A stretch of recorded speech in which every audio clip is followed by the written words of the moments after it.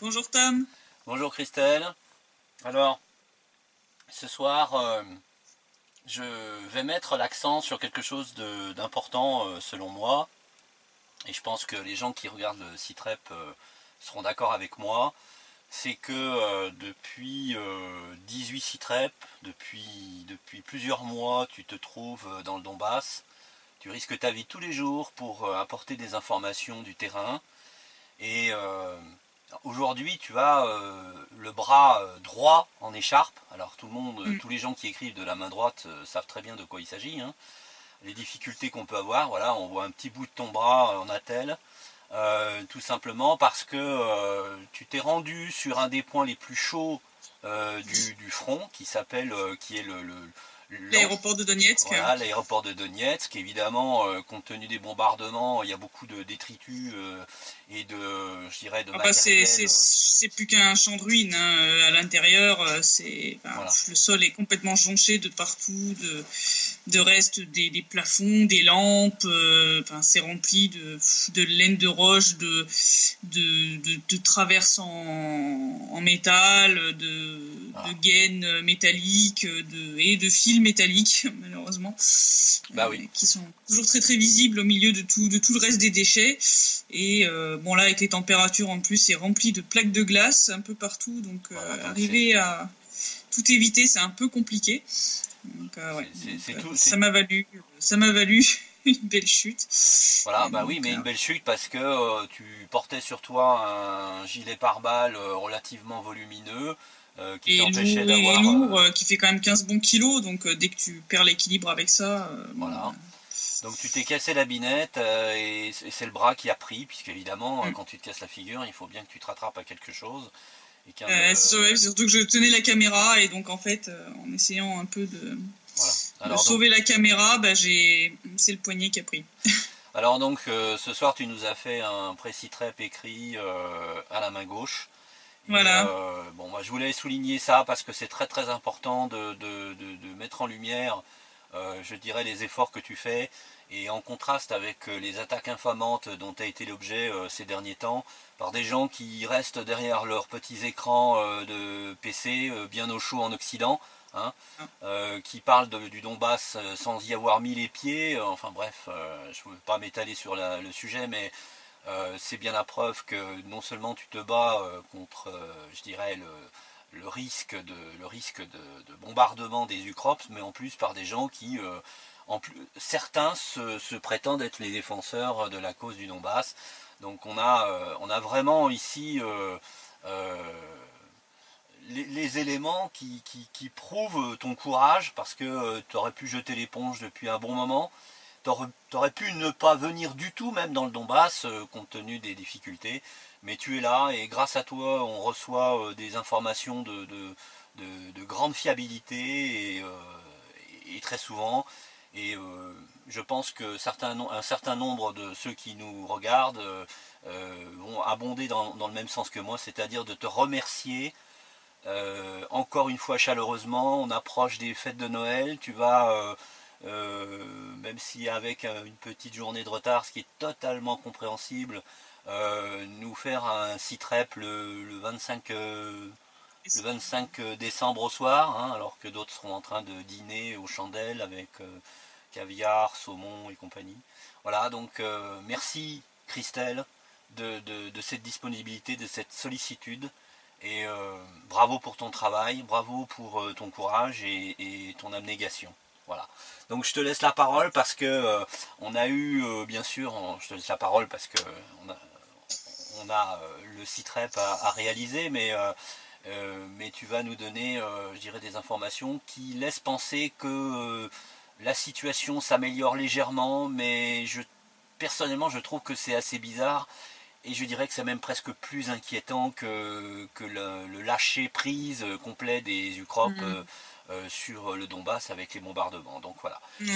Les améliorations, donc effectivement, durant la semaine écoulée, l'armée ukrainienne a violé 9041 fois le cessez-le-feu, donc un peu moins que la semaine passée, mais en fait c'est dû à la visite de 2 jours d'Alexander Hoog, donc le chef adjoint de la mission de surveillance de l'OSCE. Oui. Pendant les 2 jours où il était là, on était tombé à peu près un petit peu plus de 800 bombardements par jour, mais dès le lendemain c'est remonté à 1200, donc on voit bien que c'est un petit effet qui se coule temporaire dû à la présence de ce monsieur, mais c'est tout, quoi. Donc ça va pour moi pas changer foncièrement la donne pour le mois de décembre. Ouais, on est dans les records, sur ces plus de 9000 tirs, 2733 ont été faits avec des armes lourdes interdites par les accords de Minsk, donc artillerie, mortier, chars d'assaut, lance-roquettes multiples, dont entre autres pas mal d'artillerie de 152 mm cette semaine, des tirs qui ont concerné 22 localités de la République, donc ils ont visé un peu moins de localités.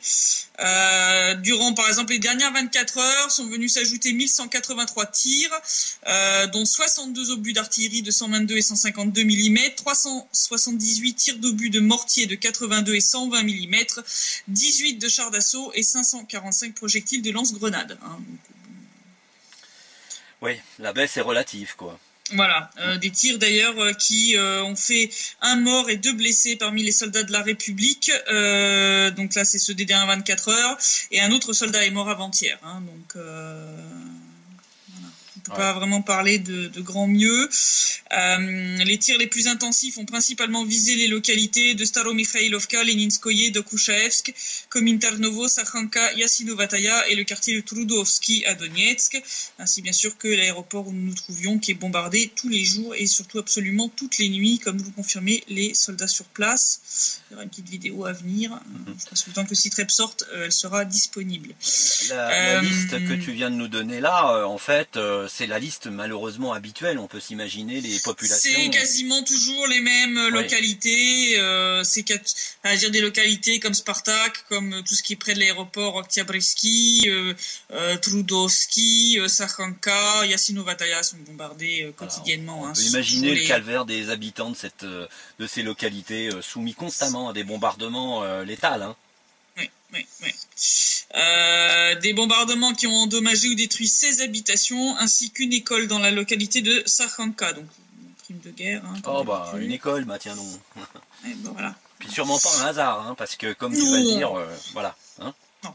Sakhanka n'est pas juste, l'école n'est pas juste à côté d'une position de l'armée ukrainienne, de l'armée de la République populaire de Donetsk, pardon. Les positions, elles sont à une bonne distance, donc tu peux pas prétendre faire une erreur de tir et toucher l'école par. Surtout quand on utilise des drones, comme tu vas nous en parler. Ouais. Cette fois-ci, 14 ont été détectés cette semaine par l'armée de la République populaire de Donetsk. Plusieurs ont été abattus, dont un près de Makeyevka, qui se dirigeait vers les zones civiles alors qu'il était bourré d'explosifs. Alors je t'arrête tout de suite, parce que c'est extrêmement important ce que tu viens de dire là. Et ça concorde avec ce que tu vas dire plus tard, concernant la présence de terroristes dans les groupes nationalistes. C'est-à-dire que c'est des méthodes de Daesh, ça. Et ça, c'est la signature indubitable des techniques apprises ou certainement les formations des conseillers militaires américains. Parce que c'est les mêmes saloperies, c'est-à-dire des drones bourrés d'explosifs. C'est des idées qui ont été émises dans les menaces d'attaque contre l'Europe, dans des villes d'Europe. C'est-à-dire des drones bourrés d'explosifs. C'était déjà en activité, c'était déjà utilisé, je crois, en Syrie. Et c'est un signe très clair de la mainmise des Américains derrière cette... Déjà la semaine dernière, avec cet officier ce soldat ukrainien qui s'est pris en photo avec une main de séparatiste accrochée à sa roue de secours. Bon. Ouais. Ça vient juste se rajouter, quoi. Au niveau des armes, les services de renseignement de la République populaire de Donetsk ont repéré donc de nouvelles armes présentes en violation des accords de Minsk. Près de Gorlovka, une batterie d'obusiers D30 de 122 mm, une batterie de mortier de 82 et 120 mm et un peloton de chars d'assaut. Près de Donetsk, un peloton de canons automoteurs de 152 mm Akatia, une batterie de mortier de 82 et 120 mm et une compagnie de chars d'assaut. Et alors près de Mariupol, un peloton de canon automoteur de 152 mm Acacia, 2 pelotons d'obusiers de 152 mm Jetson B, une batterie de mortier de 120 mm, un peloton de mortier de 82 mm, une batterie de canon anti-char de 100 mm Rapira, une batterie mécanisée et une compagnie de chars d'assaut. On continue. Bien entendu, toutes ces pièces sont absentes des zones de stockage. Cette semaine, les observateurs de l'OSCE ont enregistré l'absence de 209 pièces, donc encore plus que la semaine dernière. Oui, c'est ce que j'allais dire. 13 lance-roquettes multiples BM21 grade, 12 lance-roquettes multiples Ouragan, 56 canons de 122 et 152 mm, 8 BMP, 6 obusiers MSTAB de 152 mm, 25 canons Jetson B, 5 canons obusiers D20 de 152 mm, 40 mortiers Sani de 120 mm, 7 canons anti-char Rapira de 100 mm, 26 chars d'assaut, 2 systèmes anti-aériens mobiles Strela 10 et 3 systèmes anti-aériens OSA. On se demande à quoi peuvent servir des systèmes anti-aériens compte tenu du fait que les deux forces armées des républiques de Donetsk et de Lugansk n'ont pas d'aéronefs. Non, on n'a pas d'aviation militaire, donc on se pose 2-3 petites questions. Enfin bon, ils ont déjà utilisé, l'armée ukrainienne, des systèmes anti-aériens pour bombarder au sol. C'est pas ça qui les arrête. Ah oui, ils sont très forts.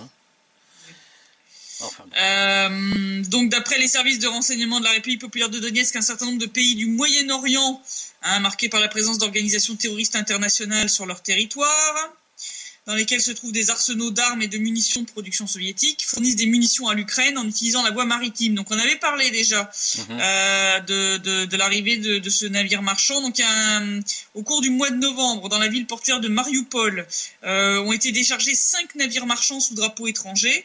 Le dernier d'entre eux, le cargo Amal Neptune, a apporté des munitions pour les mortiers et l'artillerie, pour un poids allant jusqu'à 1500 tonnes. C'est énorme. C'est énorme. Voilà, donc, sachant qu'il y a un obus. S'il y en a qui se demandaient d'où sortaient les munitions qui nous tombent sur la gueule, vous le savez. Après ce déchargement, le navire a quitté le port pour Beyrouth, au Liban. Une fois livrées au port, les munitions ont été stockées dans des entrepôts temporaires, puis des camions les ont amenées près de Volnovacha. Le déchargement a été effectué sous la surveillance des forces armées ukrainiennes et des membres du régiment Azov. Régiment nazi. Donc ces pays qui fournissent des munitions non seulement pour les armes lourdes mais aussi pour les armes légères, entre autres le calibre de 12,7 mm utilisé dans les armées des pays de l'OTAN est destiné à être tiré sur la mitrailleuse Browning M2 et les fusils de sniper lourds typiques de l'OTAN. Si on avait besoin d'une preuve de fourniture d'armes létales aux forces armées ukrainiennes de la part des pays occidentaux et du Moyen-Orient, je crois que chacun tirera ses conclusions. Et les sponsors étrangers continuent aussi de fournir une aide humanitaire aux forces armées ukrainiennes sous forme de rations militaires déshydratées. C'est vrai que, ils veulent une provocation définitive pour pousser la Russie à intervenir afin de justifier une agression otanesque contre Moscou. C'est aussi simple que ça. C'est la raison de toute cette... ayant provocation, on est servi, puisque le 14 décembre, je me suis rendu avec des collègues au point de passage entre Gorlovka et Mayorsk, donc dans le nord de la République populaire de Donetsk, où un soldat ukrainien a tiré sur une foule de civils, faisant 2 morts et 2 blessés. L'OSCE, fidèle à elle-même, n'a émis aucune condamnation, un rapport timide publié très en retard, dans lequel manque la moitié des informations et la moitié des victimes. On parlera même pas de la conférence de presse d'Alexander Hoog, qui a été le summum de la mauvaise foi, le chef de la mission de l'OSCE renvoyant dos à dos les 2 parties, tout en refusant de condamner ouvertement Kiev pour ce énième crime de guerre. Un crime de guerre qui a été, on va dire, ils nous ont fait un joli doublé, puisque j'ai appris juste avant le SITREP que l'on fait maintenant, que les forces armées ukrainiennes ont de nouveau tiré sur ce checkpoint de Mayorsk, aux véhicules de combat d'infanterie et aux armes légères, alors qu'il y avait une file monstrueuse sur ce checkpoint, cette fois-ci sans faire de victimes. Voilà. Je crois que tu avais pris connaissance du fait que c'était des bataillons nationalistes néo-nazis. De ce que les gens m'ont dit sur place, ça serait Pravi Sector qui tient ce point de passage chez QFD. Les assassins, quoi. Les assassins, voilà. Donc voilà ce que les gouvernements occidentaux soutiennent. C'est marrant, à Alep, ils chialent sur des victimes imaginaires, mais ici il y a des vraies victimes civiles qui sont tuées par des nazis, et là il y a personne qui l'ouvre. c'est incroyable. Le Donbass comme le Yémen, hein, deux théâtres d'opération où là les choses deviennent critiques, hein, graves. Hein. Le Yémen, là, il tue des civils à tour de bras. On dit rien à l'Arabie Saoudite. Comme le disait Pierre Le Corf pour Alep, quand ce sont des morts à Alep-Ouest, tout le monde s'en fout. Ils sont moins importants. Hein, c'est des civils dont tout le monde se fout. Donc en parlant de victimes, pour l'ensemble de l'année 2016, la médiatrice de la République populaire de Donetsk, Daria Morozova, a donné donc les chiffres des victimes des tirs ukrainiens pour l'année 2016 lors du bilan annuel des ministères devant le Parlement de la République. Ainsi, depuis le début de l'année en RPD, on a dénombré 314 morts, dont 3 enfants et 11 femmes, et 406 blessés, dont 16 enfants et 83 femmes, voilà, qui sont venus se rajouter au bilan qui était déjà très lourd depuis le début de la guerre. Voilà, on sait que par définition, les terroristes englobent, je dirais, les enfants. Hein. Les enfants sont des terroristes, hein, c'est depuis toujours, on le sait. Hein. Non, tout va bien, tout va bien. J'attends toujours une condamnation ferme de la part de la France, de l'Allemagne. Ouais, je crois que je suis bonne pour l'attendre jusqu'à la semaine des 4 jeudi. Oui, c'est ça. Je pense que c'est ça. Ah. Oui. Ah. Au niveau de la situation politique des accords de Minsk, la République populaire de Donetsk s'est dite prête à procéder à un échange de 228 prisonniers contre 42. Donc on avait parlé de cet échange potentiel la semaine dernière. Il semble que Kiev soit partant. Donc c'est un échange qui devrait avoir lieu avant la fin de l'année. Fin de l'année qui annonce d'ailleurs le fait de devoir prolonger les accords de Minsk puisqu'ils avaient été reconduits pour l'année 2016. Mais comme ils n'ont toujours pas été mis en œuvre, il faut les prolonger. Mais ce point n'a toujours pas été discuté avec l'Ukraine. Je rappelle qu'on est le 17 décembre, donc c'est quand même il y a peut-être un risque qu'ils ne soient pas prolongés. Hein. Est-ce que les autorités de la République de Donetsk, populaire de Donetsk, vont accepter ce prolongement compte tenu de la mauvaise foi et Oui, Alexander Zakharchenko a dit que lui était partant pour prolonger. De toute façon, ils ont toujours dit qu'ils sont pour la solution diplomatique jusqu'au bout. C'est-à-dire, c'est la mentalité russe de on préfère un mauvais accord à une bonne guerre. C'est très courageux parce que ça veut dire que les autres vont pouvoir, ils vont se donner l'autorisation de continuer à tirer dans les mêmes proportions ignobles et invraisemblables, équivalentes à celles qu'on a en ce moment. Hein. Oui, donc bon. C'est d'ailleurs un manque d'avancée sur ces accords qui a justifié l'extension pour 6 mois des sanctions européennes contre la Russie, alors que nous rappelons que cette dernière n'en est pas signataire, mais juste garante. Donc, l'Europe continue de marcher sur la tête. Dans l'incohérence la plus totale. Alors, mais complet. Hein, tant qu'il y a une espèce de chape de plomb de propagande par les médias, les gens se disent c'est normal, les Russes ils font qu'à leur tête, ils n'en font qu'à leur tête. Ils veulent foutre le bazar dans le Donbass, etc. Alors que quand on a les vraies informations, on est halluciné par la mauvaise foi. Ils sont pas là, ils sont pas là. Il n'y a pas d'armée russe et donc il y a aucune raison que la Russie ait quoi que ce soit à faire concernant les accords de Minsk. Ce sont des accords signés entre l'Ukraine et les deux républiques populaires de Donetsk et de Lugansk, avec la Russie, l'Allemagne et la France comme garants. Je veux dire, je ne sais pas en quoi la Russie peut être tenue responsable de l'échec des accords de Minsk. Par contre, la France et l'Allemagne peuvent être tenues responsables du fait qu'ils n'ont strictement rien fait pour empêcher l'escalade militaire du côté de l'Ukraine. Hein. C'est-à-dire que toutes les bombes, les obus et les roquettes qui sont lancées contre le Donbass, les destructions sont des crimes de guerre. Que font l'Allemagne et la France contre ça? Voilà. C'est ça. Mais pendant ce temps-là, la République populaire de Donetsk, elle se renforce. Hein, l'État continue de se construire.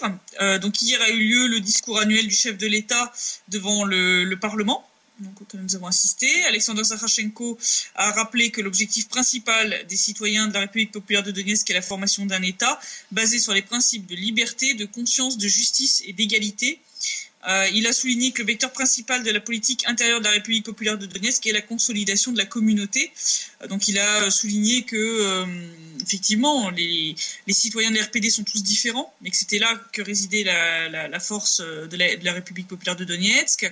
Il a dit, je cite, « Nous avons des approches différentes sur un certain nombre de questions concernant la politique, l'économie, la législation et le système fiscal, tout ce qui constitue un État viable et fort, mais nous sommes d'accord sur une chose, la République populaire de Donetsk est un fait accompli, nous avons survécu, nous nous sommes renforcés et maintenant, notre État est une force avec laquelle il faut compter. » Il a aussi appelé les parlementaires à porter plus d'attention à la résolution des problèmes sociaux les plus graves, à se concentrer sur le développement des domaines de l'éducation, de la santé, de l'agriculture et de l'industrie, avec entre autres en ligne de mire les réformes à venir des systèmes d'éducation et de santé. Afin d'y parvenir, il pense qu'il faut retenir aussi efficacement que possible les leçons de l'expérience de l'Union soviétique, mais aussi de prendre en compte les dernières techniques et développements ainsi que l'expérience existante à l'échelle mondiale. Il a aussi apporté une attention particulière à la lutte contre la corruption. Ouais. Ça, il a vraiment insisté là-dessus, sur le fait qu'il faut vraiment l'éradiquer totalement. Il a aussi appelé les membres du Parlement à intensifier le travail législatif visant à créer un climat favorable à l'investissement, puisque il a déclaré qu'il est très important de se souvenir que nous allons gagner cette guerre tôt ou tard. La République populaire de Donetsk obtiendra une reconnaissance internationale et alors le nombre d'investissements augmentera exponentiellement d'année en année. Donc il est important d'avoir un cadre législatif qui soit favorable. Dans les domaines prioritaires pour ces investissements, le chef de l'État a mentionné les secteurs de l'industrie lourde traditionnelle de la République, que sont le charbon, la métallurgie et la fabrication de machines, dont on avait parlé la dernière fois.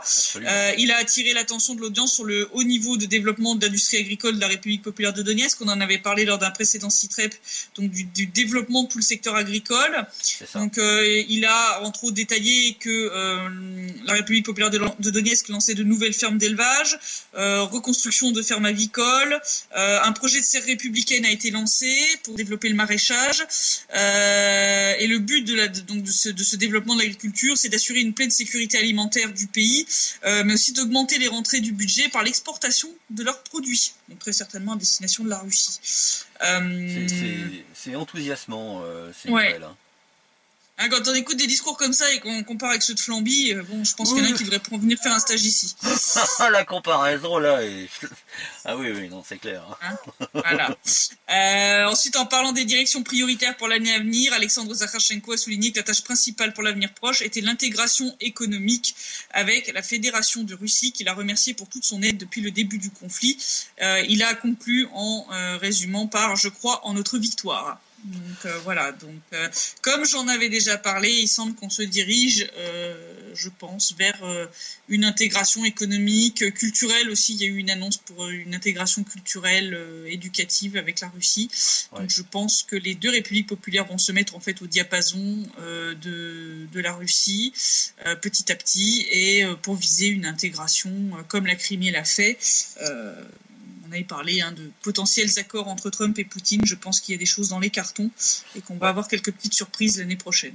Et encore une fois, il faut espérer que d'ici le 20 janvier, tout se passe bien, ouais. le malade mental qui pousse des cris contre Poutine en ce moment par conférence de presse interposée. Ouais, non mais ça devient ridicule là, après l'accusation de comme quoi il aurait personnellement piraté la boîte mail de Hillary Clinton. Enfin bon, je pense que Poutine a autre chose à foutre. Hein.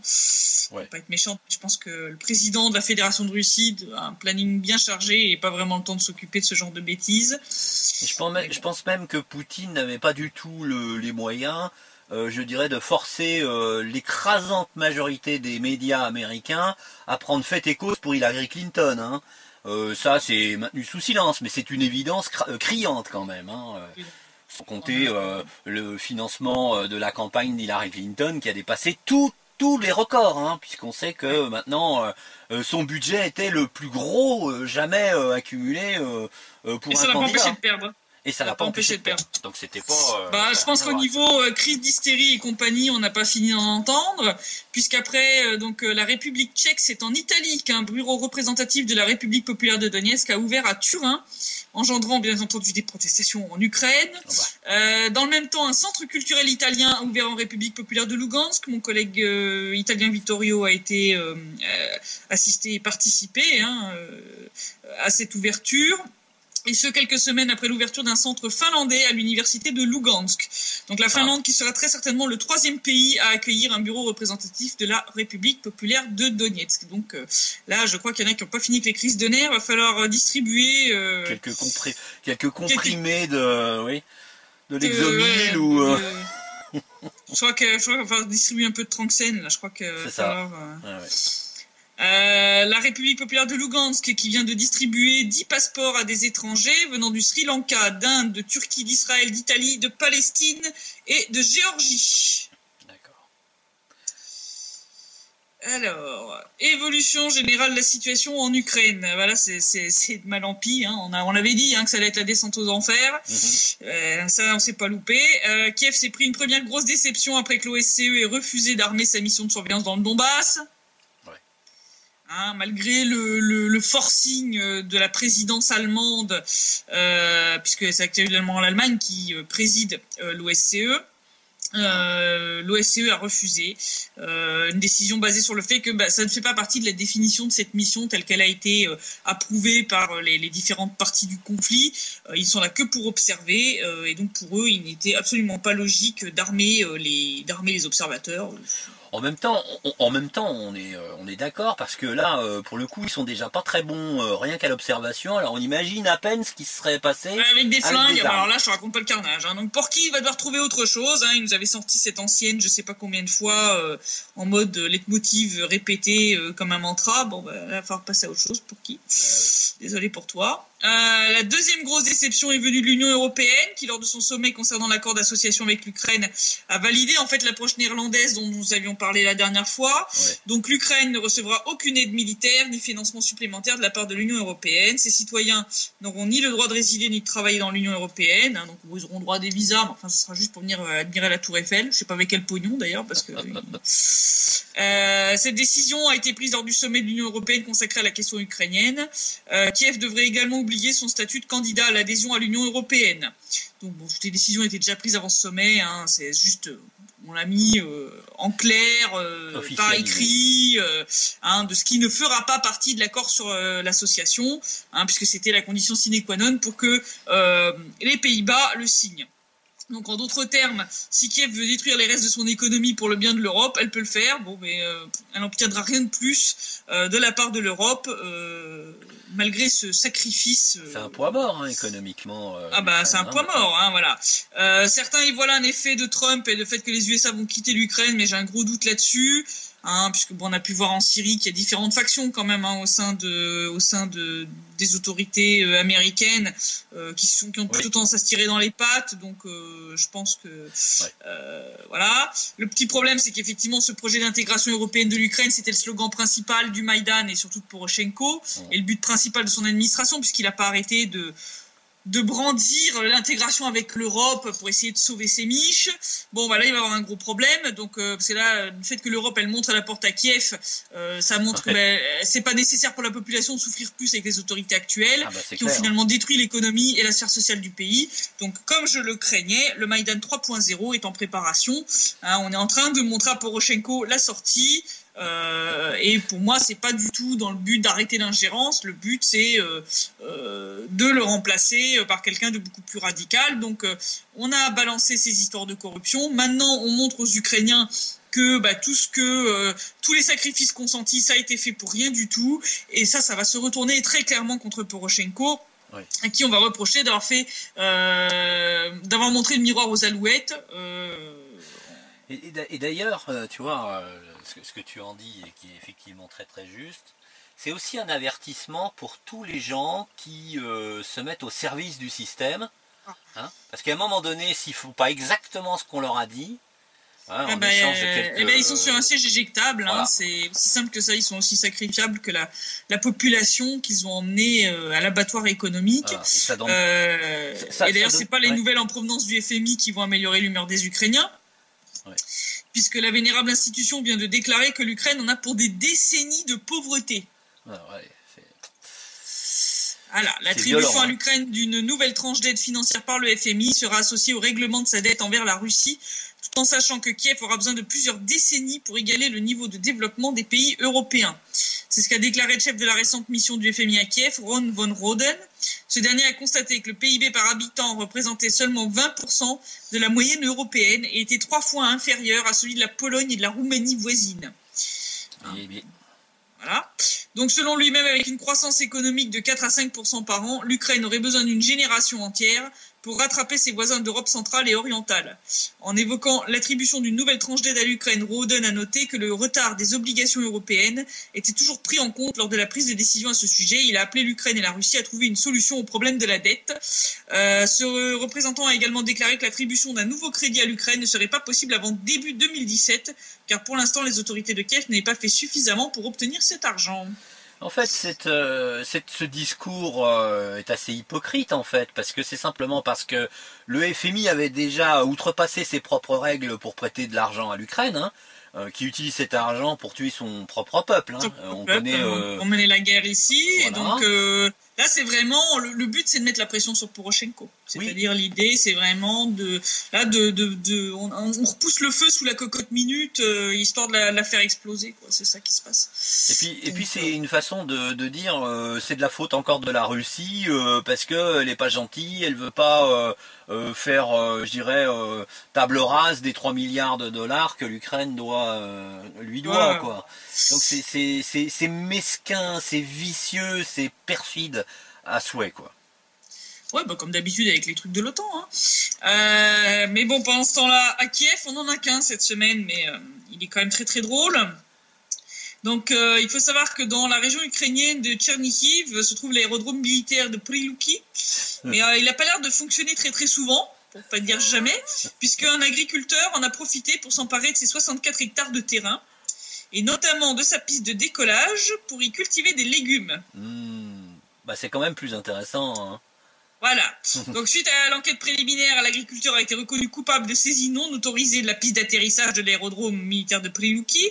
Le fait que personne n'ait remarqué l'activité de l'homme sur la piste d'atterrissage, ça pose quand même quelques questions sur le fonctionnement plus ou moins étrange de cet aérodrome. Oui. Sans aucun document d'autorisation, donc il a utilisé les 64 hectares de terre agricole pour y cultiver ses légumes, violant ainsi la loi ukrainienne. Selon le bureau du procureur, cette activité s'est avérée un peu coûteuse pour l'État ukrainien, puisque l'agriculteur passionné a causé des dommages évalués à plus d'1 million de grivnia, soit 36 500 €. Il risque un emprisonnement pouvant aller jusqu'à 2 ans. Pour avoir cultivé des légumes. Bon.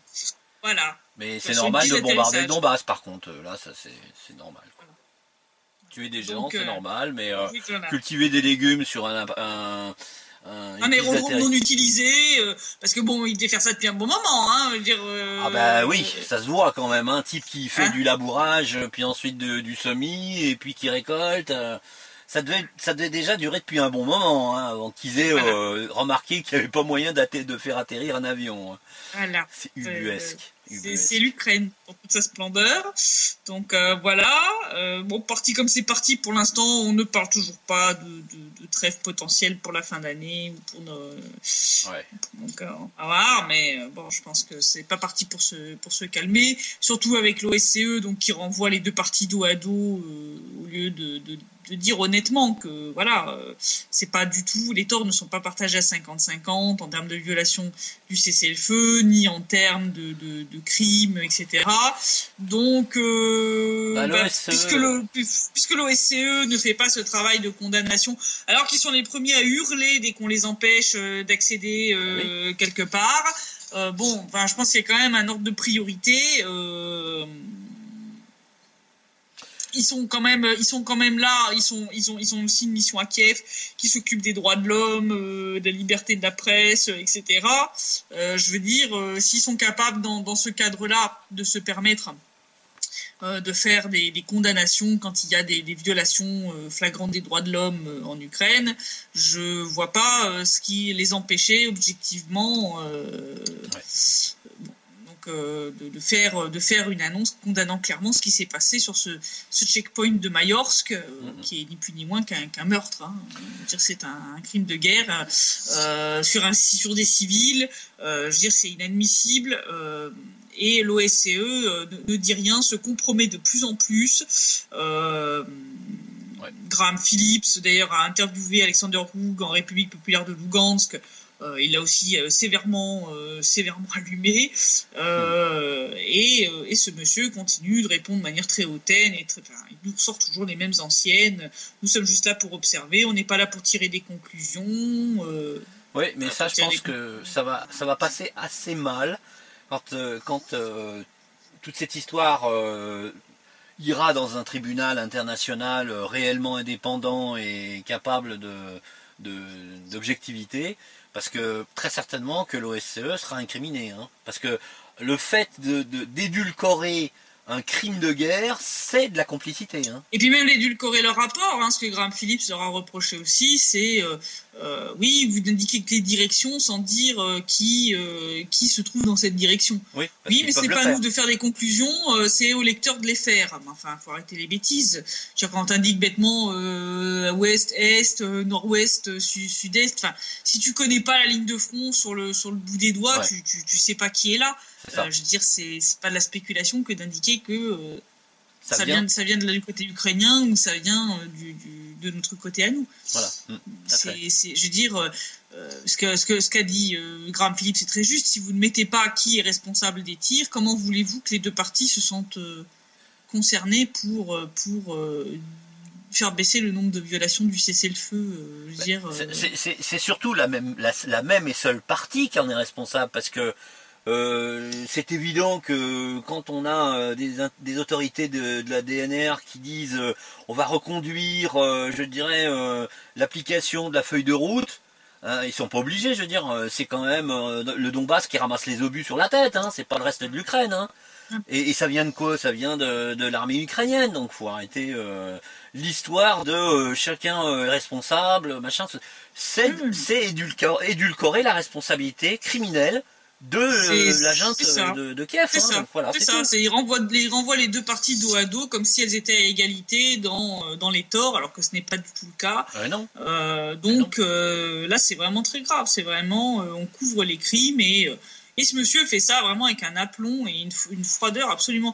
C'est vraiment phénoménal, parce qu'en plus, lors de cette conférence de presse qu'il a fait le jour même où a eu lieu cet incident sur le checkpoint de Mayorsk, il nous a fait tout un laïus sur les populations civiles qui ont besoin d'aide humanitaire et qu'il faut autoriser les organisations humanitaires internationales à venir apporter de l'aide.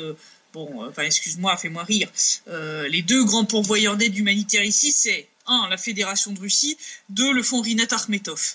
Ouais. Donc cet oligarque ukrainien qui vient de Donetsk, qui fournit une bonne partie de l'aide humanitaire qui est distribuée ici.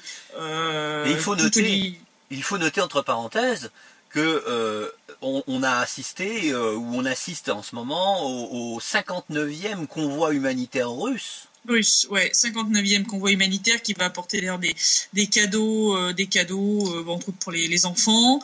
Nous, demain, nous allons à Zaitsevo pour distribuer des cadeaux aux enfants du village. Donc c'est un village qui est sur le front. Le village de Zaitsevo est coupé en deux, pour ceux qui ne le savent pas. Donc une partie de la population vit en République populaire de Donetsk, l'autre partie est sous occupation ukrainienne. Donc nous allons aller dans ce village de Zaitsevo pour distribuer des cadeaux pour la Saint-Nicolas qui a lieu après-demain. Puisqu'ici la Saint-Nicolas a lieu le 19. Donc sur base d'un projet humanitaire qui a été lancé par Nitzo, que je remercie ici, qui a organisé la collecte de fonds pour permettre cette action à destination des enfants pour la fin d'année. Donc là, on a beaucoup de missions humanitaires qui vont se succéder. On a eu plusieurs projets, appels de dons qui ont très très bien marché. Donc entre autres cette famille de Glubokaya. Donc on va pouvoir non seulement refaire le toit, mais aussi remplacer la fenêtre. Cette grand-mère que nous avions vue à Kuibyshevski. En fait, nous avions récolté tellement de fonds pour cette famille de Glubokaya qu'il y avait excès.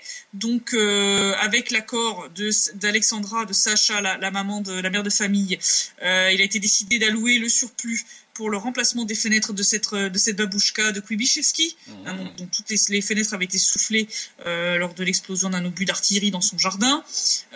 Donc on a beaucoup de missions humanitaires là qui vont se succéder juste avant le Noël de chez nous, puisque ici le Noël il se fêtera début janvier.